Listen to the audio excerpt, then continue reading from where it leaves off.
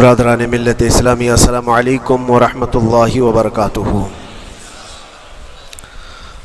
الحمدللہ وکفا وسلام علی حبیبہ المصطفیٰ، اما بعد فاعوذ باللہ من الشیطان الرجیم، بسم اللہ الرحمن الرحیم۔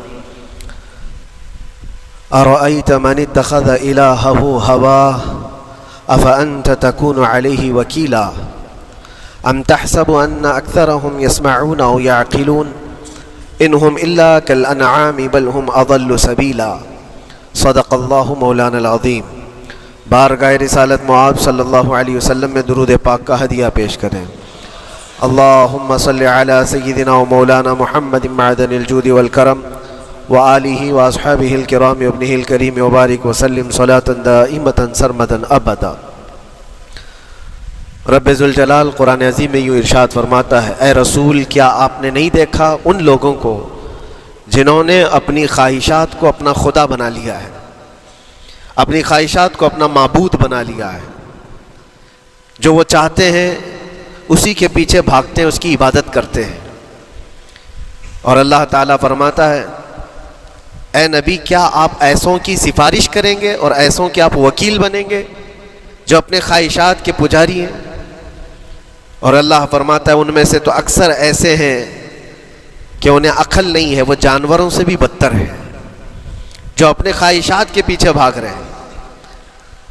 شیخ اعظم سیدنا محی الدین ابن عربی رحمۃ اللہ تعالی علیہ، ان کی کئی چیزیں لوگوں میں ایسی بھی مشہور تھی کہ شیخ محی الدین ابن عربی ایسے ایسے الفاظ بول جاتے ہیں جو شریعت میں ہوتے نہیں ہیں۔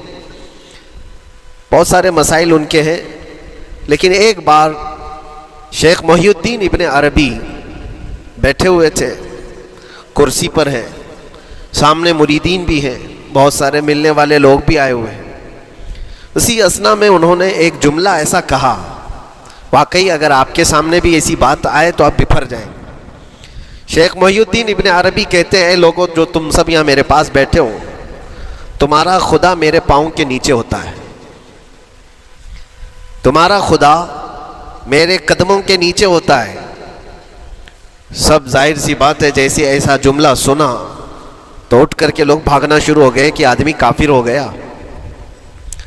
شیخ اعظم ہیں یہ حضرت محی الدین ابن عربی، جن کی بہت ساری کتابیں ہیں، تصوف میں آپ کا ایک بہت بڑا باب ہے۔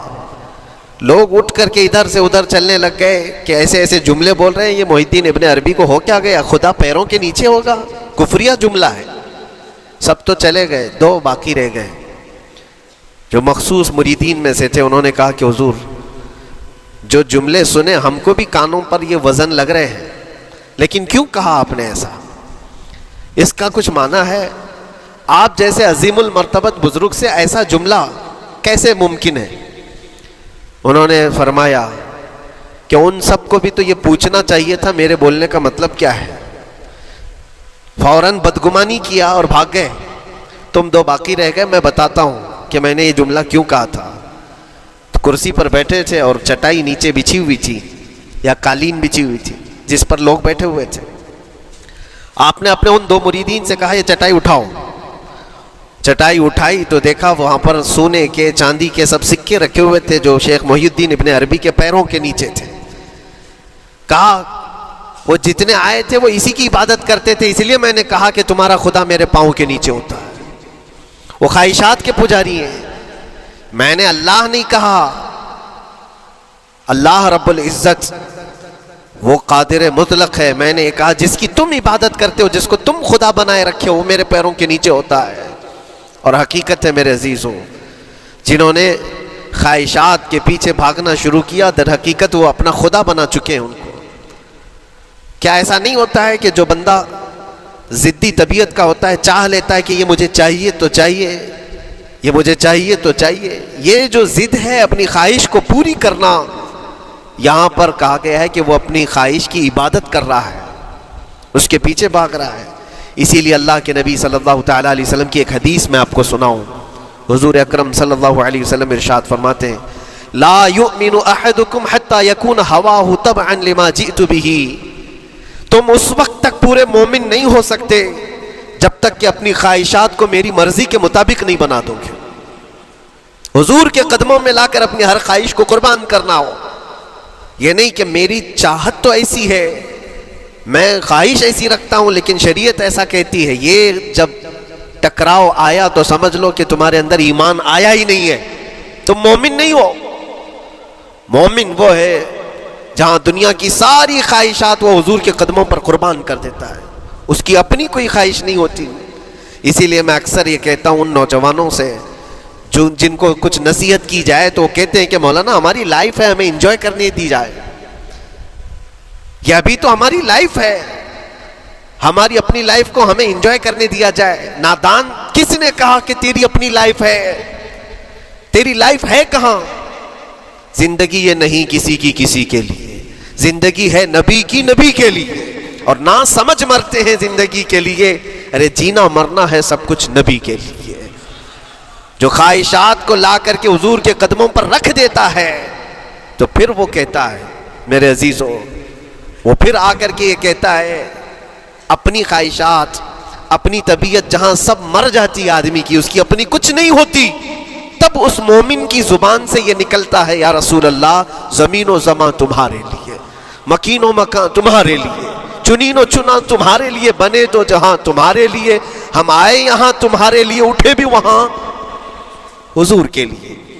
اس کا اپنا کچھ نہیں ہوتا، اپنی خواہش ہوگی تو میں کرتا رہے گا، اور جتنی خواہشات کے پیچھے بھاگتا رہے گا دنیا اس کا پیچھا کبھی نہیں چھوڑتی، اور نہ ہی دنیا اس کو کبھی سیراب ہونے دے گی، کبھی پیٹ بھرنے دے گی ہی نہیں۔ وہ بھوکا ہی رہے گا، وہ پیاسا ہی رہے گا جو دنیا کے پیچھے بھاگتا ہے۔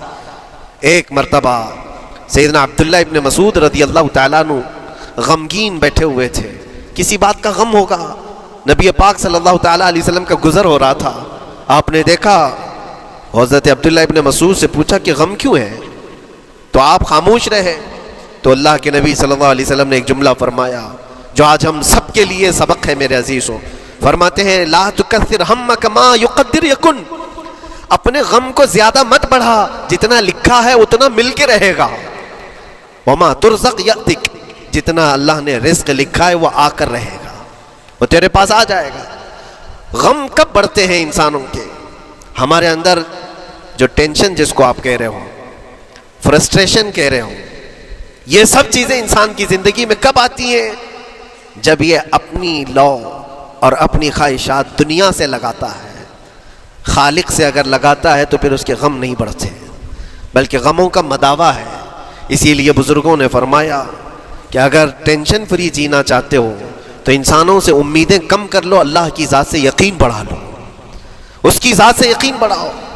ہم نے دیکھا ہے اپنی زندگی میں جس سے ہم ملتے رہے، جس سے کچھ خواہشیں رکھتے رہے یا جس کے متعلق کچھ امیدیں وابستہ کر رکھی، یہاں امیدیں ٹوٹ جاتی ہیں، پھر انسان کا غم بڑھتا ہے، انسان مغموم ہو جاتا ہے۔ اللہ کی ذات سے جو وابستہ ہوا اور وہاں جو آس لگایا وہ ہر دن بشاشت کے ساتھ جیتا ہے، یقین کے ساتھ جیتا ہے۔ اسی لیے میرے عزیزوں، یہاں جس نے بھی اپنے خواہشات کو دنیا کے ساتھ لگایا ہے اسے کم کرنا ہے۔ لا تکثر ہمک ما یقدر یکن، اللہ کے نبی فرماتے ہیں اپنے غموں کو زیادہ مت کر، جتنا لکھا ہے اتنا تجھے مل کر رہے۔